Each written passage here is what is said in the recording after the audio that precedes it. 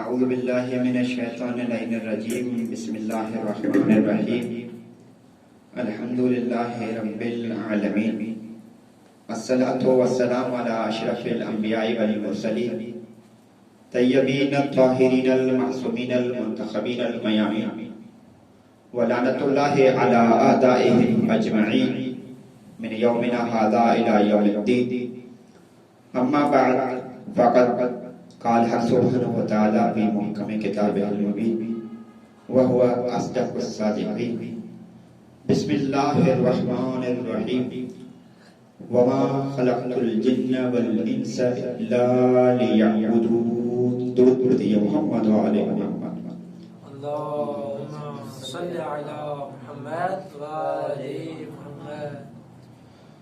معزز سامعین مومن کرام، آپ کے سامنے سورہ زاریات کی ایک آیت پڑھنے کا شرف حاصل کیا، جس میں باری تعالیٰ ارشاد فرماتا ہے وَمَا خَلَقْتُ الْجِنَّ وَالْإِنسَ إِلَّا لِيَعْبُدُونِ. آپ کے سامنے اس کا ترجمہ کرتے جاؤں کہ میں نے انسانوں اور جنوں کو خلق نہیں کیا مگر عبادت کے واسطے. دیکھیے وہ خالق کائنات کہ جس نے انسانیت کی تخلیق کا آغاز کیا تو انسان کو اتنا اچھا اور خوبصورت بنا کے پیش کیا. جب زمین میں آیا، زمین پر آیا، وہ بچے کی شکل میں جب یہ چلتا تھا تو یہ اگرچہ اپنے والدین کا بیٹا ہوا کرتا تھا، لیکن اتنا اس کو معصوم خدا نے بنایا کہ غیر آ کر اس کو بوسے دیا کرتے تھے، غیر آ کر اس سے پیار و محبت کیا کرتے تھے. اتنا حسین، اتنا خوبصورت. جب یہ انسان چلتا تھا تو ماں کی آنکھوں کی ٹھنڈک ہوا کرتا تھا.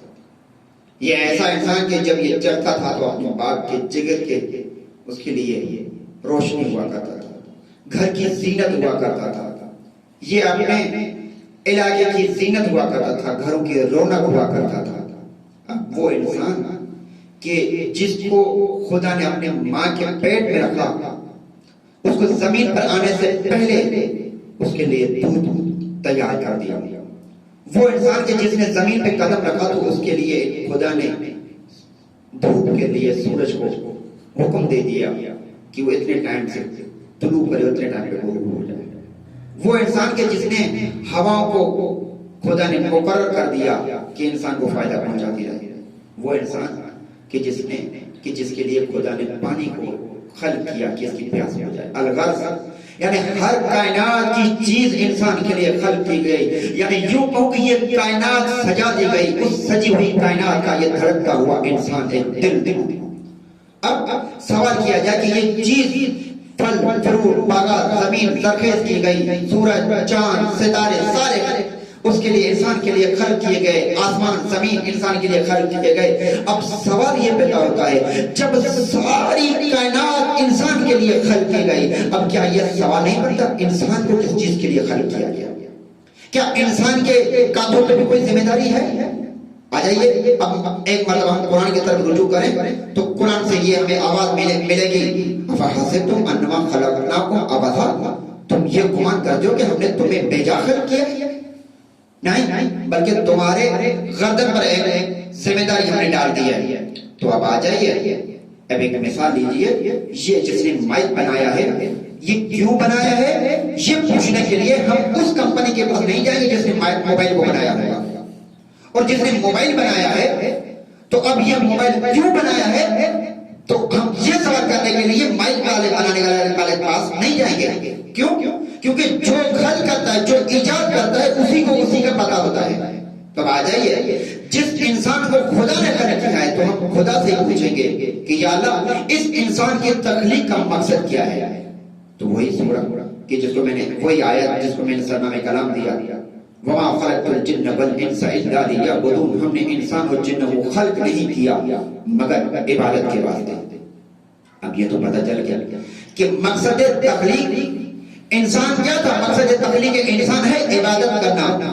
اب بہت تصور کریے گا کہ یہ عبادت کریں تو کریں کس طرح؟ کیا ہم اپنے حساب سے کرتے رہے کہ جس طرح ہمیں چاہیے عبادت کریں، جس طرح ہم کرتے رہے عبادت؟ کبھی سورج کے سامنے جھکے، کبھی چاند کے سامنے جھکے، کبھی ستاروں کے سامنے جھکے، کبھی آگ کے سامنے جھکے، کبھی پانی کے سامنے جھکے. کیا یہی عبادت کہلائے گی؟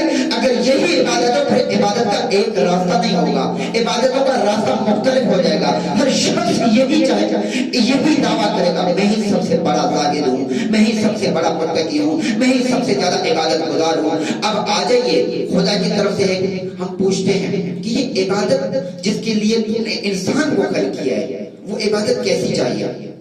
ایک مرتبہ میں یہ سوچ ہی رہا تھا کہ یہ عبادت کیسی ہو جو خدا کو چاہیے، تو میں نے تاریخ کی طرف نگاہ دوڑائی اور مجھے جناب آدم کے واقعے کی طرف نگاہ پڑی. جب جناب آدم جو خلقت اول تھا، بشر اول تھا، نبی اول تھا، ظاہر طور پر جس کو سب سے پہلے نبوت کا تاج سر پہ رکھا جا رہا تھا، جب اس کے سامنے فرشتوں کو جھکایا گیا تو فرشتوں کو حکم دیا گیا اس آدم کے سامنے، میرے نمائندے کے سامنے، میرے نبی کے سامنے جھکو. جب سارے فرشتے جھکے، جب سارے فرشتے جھکے تو ابلیس نہ جھکا.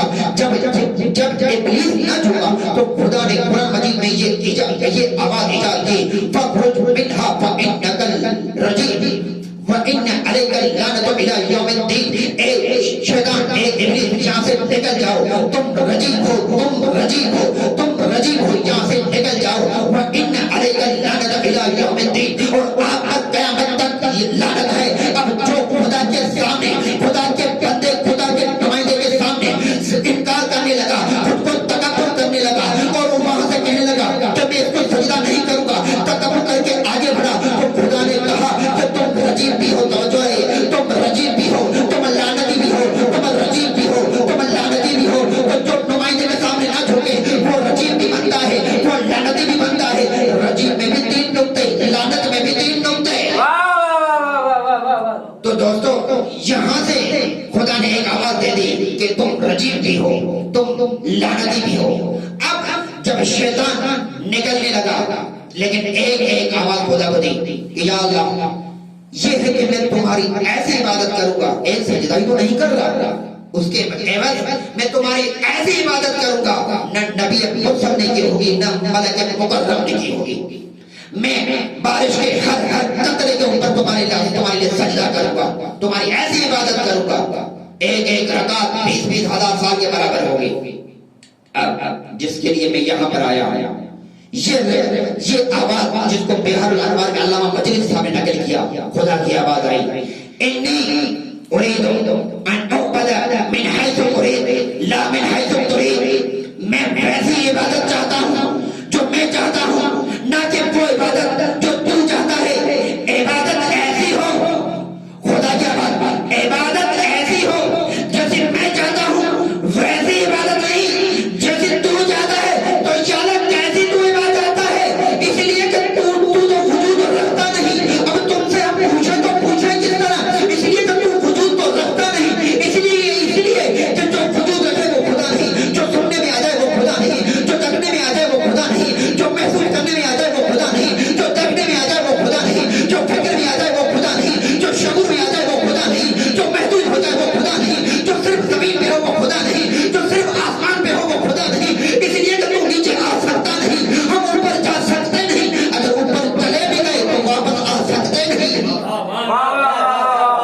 اب کیسے پتا چلے یا اللہ تو عبادت کیسی چاہتا ہے؟ آ جائیے سب ادب کے ہاتھ باندھ کر خدا کی بارگاہ میں یہ عرض کرتے ہیں یا اللہ تو کیسی عبادت چاہتا ہے؟ بتلائیے وہ کون سی عبادت ہوگی تاکہ ہم بھی اس طرح عبادت کریں. ایک عبادت کا نمونہ ہمارے سامنے پیش کریے. تو اللہ کی آواز آئی، میں ایک نہیں، 2 نہیں، بلکہ 3 نہیں، بلکہ 14 افراد کے اوپر ایک مشتمل گھرانہ تشکیل دے رہا ہوں. اس کو دیکھتے رہنا، میری عبادت کا عرفان حاصل کرتے رہنا. اس لیے یہ چلے تو عبادت ہے، یہ کھانا کھائیں تو عبادت ہے، یہ سوئیں تو عبادت ہے، یہ گفتگو کریں تو عبادت ہے، یہ بولیں تو عبادت ہے، یہ مسکرائیں تو عبادت ہے. ارے میں تو کم کہہ گیا، بلکہ اس سے زیادہ میں کہوں یہ بہت آئیں. اس کو دیکھو تو عبادت ہے، اس کا نام لو تو عبادت ہے، اس کا نام لکھو تو عبادت ہے، اس کا نعرہ لگاؤ تو عبادت ہے، اس کے دوستی کرو تو عبادت ہے، بلکہ اس کے دشمنوں پر لعنت کرو، یہ بھی عبادت ہے.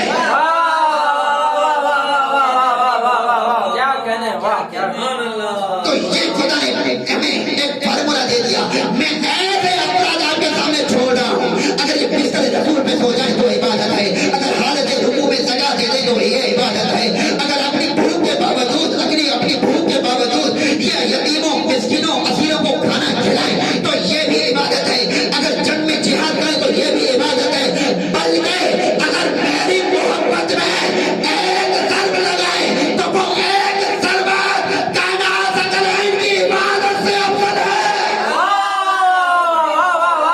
وہ ایک ضربہ ثقلین کی عبادت سے افضل ہے. تو آ جائیے بس یہاں سے ایک نقطہ لیجیے کہ بس اہل بیت کو دیکھتے جاؤ, خدا کی معرفت حاصل کرتے جاؤ. یہی تو مسئلہ ہے کہ جتنا اسی لیے تو کہتے ہیں جتنی اہل بیت کی معرفت ہوگی, بہت غور کریے گا, بہت کام کا جملہ دے رہا ہوں, جتنی اہل بیت کی معرفت ہوگی اتنی ہی خدا کی توحید مضبوط ہو جائے گی. کیوں؟ کیونکہ یہ وہ ہستیاں ہیں کہ جو ہمیں معرفت خدا کی معرفت کے کمال تک پہنچاتی ہیں. کیوں؟ یہ وہ ہستیاں ہیں, یہ وہ علی ہے کہ جو تمہیں خدا کی معرفت تک لے کر جائے گا. اسی لیے تو رسول نے فرمایا یا عمار ان رأيت عليا قد سلك واديا والناس سلك واديا غيره فاسلك مع علي بدع الناس فإنه لن يخرجك من الهدى. اے عمار جب تم دیکھو کہ پوری کائنات ایک وادی میں سفر کر رہی ہے اور تنہا علی ایک وادی میں سفر کر رہی ہے, فاسلک مع علي تو تم پر لازم ہے کہ علی کا دامن تھامے رکھنا, لوگوں کو چھوڑ دینا. کیوں؟ فإنه لن يخرجك من الهدى, کیونکہ علی وہ ہے جو تمہیں کبھی گمراہ ہونے نہیں دے گا.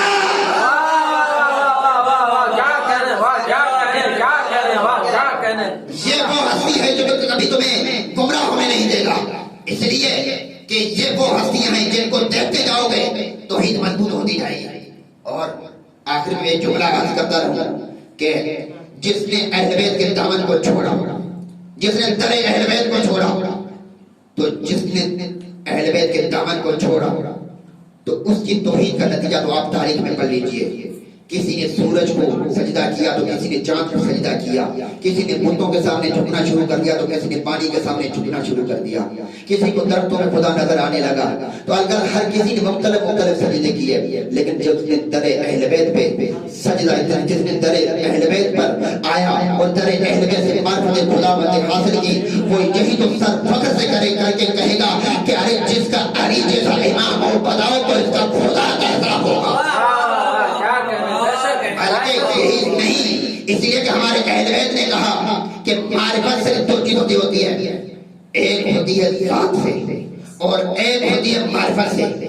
تو ایک ذات سے معرفت ہوتی ہے, دوسری صفات سے معرفت ہوتی ہے. ذات کے متعلق کہہ دیا, فرمایا کیا ولا تفکروا فی ذاتہ, خدا کی ذات کے متعلق فکر اور فکر نہیں کرنا. کیوں؟ ہلاک ہو جاؤ گے. بہت غور کریے گا کیا فرمایا, ولا تفکروا فی ذاتہ, خدا کی ذات میں فکر نہیں کرے گا. کیوں؟ ہلاک ہو جاؤ گے.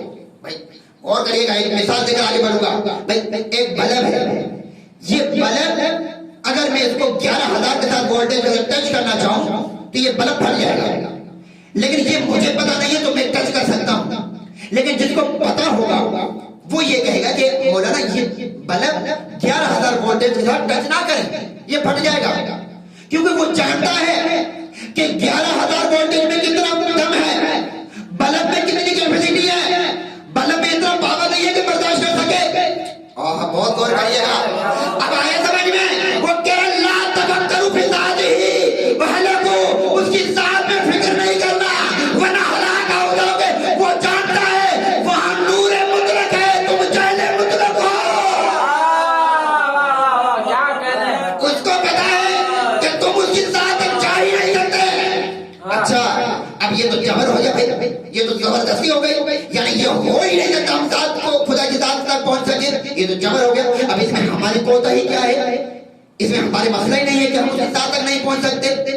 ہمارے مطلب یہ ہے کہ اب مثلا ہم میں تو نقص ہی نہیں ہے کوئی آگے. تو آ جائیے اسی مثال کو دیکھ لیجئے, یہ جو بلب 11,000 کو وولٹیج کو برداشت نہیں کر رہا تو مسئلہ 11,000 بھی نہیں ہے, مسئلہ یہ ہے کہ بلب میں اتنی طاقت نہیں ہے. تو تمہارے ذہن محدود, وہاں نور ہے لامحدود.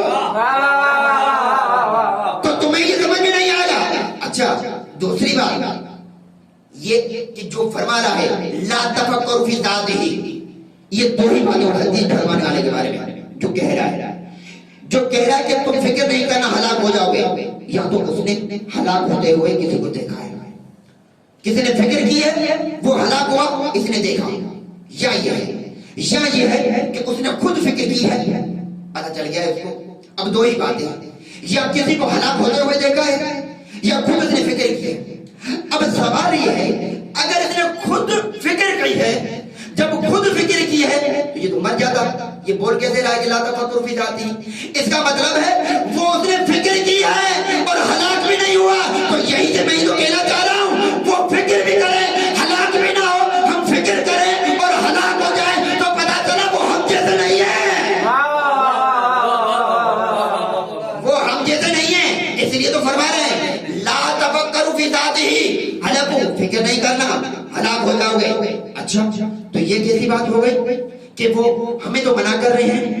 تو بس یہی سے جملہ میں دے دوں کہ بھائی وہ جو فرما رہے ہیں کہ لا تفکر فی ذاتہ، اس کی ذات میں فکر نہیں کرنا، تو اس کو پتا ہے وہاں کتنا نور ہے، وہاں بے بہا سمندر ہے، ادھر تمہاری عقلیں محدود، سوچ محدود، تم فکر کر ہی نہیں سکتے۔ تو بھائی وہاں سے نور کا متصل کو دیکھتا ہے، ادھر سے انسان کی بشریت کے دماغ کو بھی دیکھتا ہے، عقلوں کو بھی دیکھتا ہے، وہاں نور کو بھی دیکھتا ہے۔ یعنی یوں کہوں کہ ادھر آ جاتا تو بشر بن جاتا ہے، ادھر آ جاتا تو نور بن جاتا ہے، لیکن اس کے باوجود نہ وہ بشر ہے نہ وہ نور ہوئے خدا ہے۔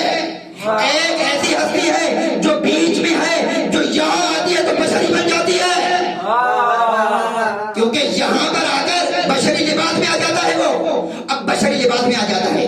بھائی یہ میں اپنی طرف سے نہیں کہہ رہا، آ جائیے قرآن میں دیکھیے کیا فرماتا ہے قرآن، انا بشر مثلکم، میں تمہاری طرح بشر ہوں، میں تمہاری طرح بشر، جس طرح تمہارا ڈھانچے تمہارا یہ بناوٹ ہے اس طرح میں انسان بشریت کے لباس میں۔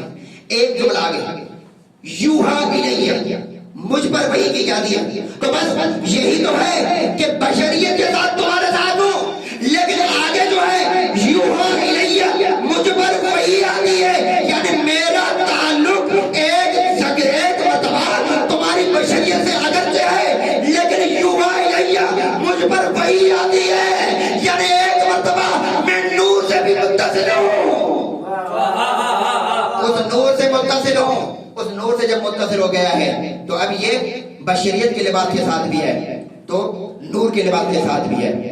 تو میں عرض کر رہا تھا کہ یہ وہ ہستیاں ہیں کہ جو انسان کو کمال عبادت پر پہنچ جاتی ہیں۔ ایک مرتبہ درود پڑھ دیجیے محمد والے محمد پر۔ تو یہ وہ ہستیاں ہیں کہ جو انسان کو کمال حد تک پہنچ جاتی ہیں۔ کیوں؟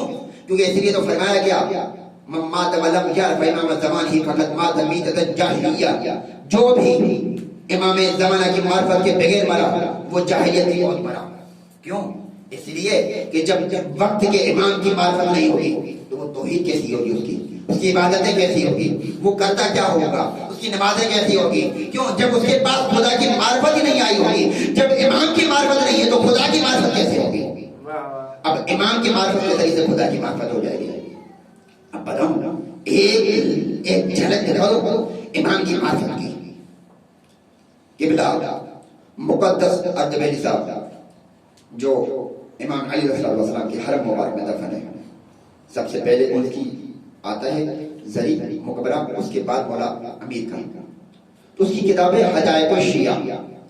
حدائق الشیعہ میں وہ علامہ مقدس اردبیلی صاحب لکھتے ہیں کہ جب کربلا میں امام حسین اتنی مصیبت میں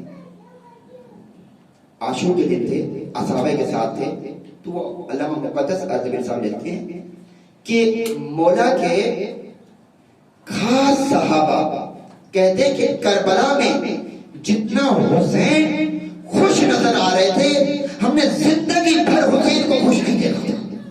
اللہ اکبر، یہ ہوئی ہے معرفت۔ کیسی معرفت؟ ویسی معرفت کہ ایک مرتبہ جب عاشور عصر عاشور مولا زین سے زمین پر آئے، اب جب زین سے زمین پر آئے تو ایک مرتبہ جب تلواریں چلی، نیزے چلے، پتھر چلے، تو ایک مرتبہ پہلے مولا گھوڑے کی زین سے زمین پر آئے. جب زمین پر آئے تو ایک مرتبہ سیدہ زینب الکبریٰ اپنے خیموں سے نکل کر مولا کے پاس آئی تو دیکھا حسین مولا سجدے کی حالت میں ہیں اور خدا سے مناجات کر رہے ہیں اور یہ ارشاد فرما رہے ہیں الہی ترکت الخلق ترن فی ہواک وایتمت العیال لیکی اراک ولو قتلت فی حبک اربا اربا لما مال الفؤاد الى سواکا. الہی میں نے تمہارے لیے پوری خلق کو چھوڑ دیا ہے, خلقت انسانیت کو چھوڑ دیا. الہی میں نے تمہاری محبت میں آ کر اپنے اولاد کو یتیم کر دیا. الہی اگر تمہاری محبت میں مجھے ٹکڑے ٹکڑے کیا جائے لیکن حسین کا دل تمہارے سوا کسی اور کی طرف متوجہ نہیں ہوگا. ایک مرتبہ سیدہ زینب الکبریٰ فرماتی ہے میں نے حسین کی طرف دیکھا, حسین کو ہلانا شروع کیا تو حسین غشی کی حالت میں. ایک مرتبہ میں نے کہا بھیا اٹھیے تو اٹھیے, تمہیں ماں میرے نانا محمد کا واسطہ مجھ سے کلام کیجئے. حسین نہیں اٹھے. ایک مرتبہ میں نے کہا بھیا تمہیں میرے بابا کا واسطہ اٹھیے مجھ سے کلام کیجئے. حسین نہیں اٹھے.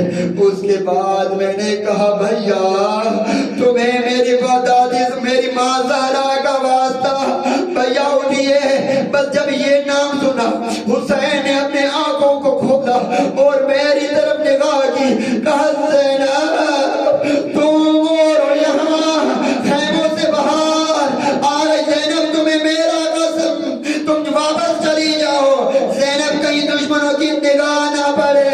میں کہوں مولا آپ کی غیرت بس 100 بار قربان, لیکن یہی وہ زینب ہوگی جس کو کربلا سے کوفہ سے شام تنگ گلیوں میں گھمایا جائے گا اور ابن احتیاط کی دربار اور یزید کی دربار میں کھڑا کیا جائے گا اور یزید نشے کی حالت میں انگلی اٹھا کے پوچھے گا یہ عورت کون ہے. آواز آئے گی یہ علی کی بڑی بیٹی زینب ہے. الا ولعنت اللہ علی قوم الظالمین.